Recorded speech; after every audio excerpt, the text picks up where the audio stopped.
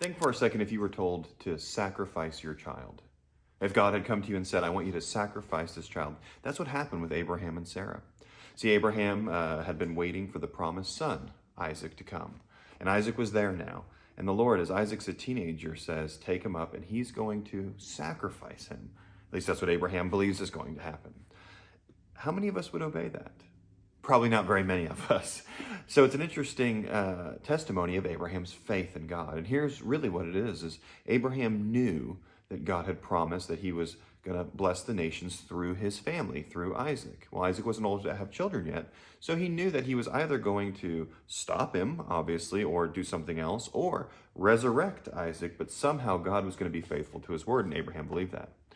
But part of what's interesting in the story is the dialogue that happens between Abraham and Isaac. And something that I want to share with you today is starting in verse 7. And Isaac said to his father Abraham, my father, and he said, here I am, my son.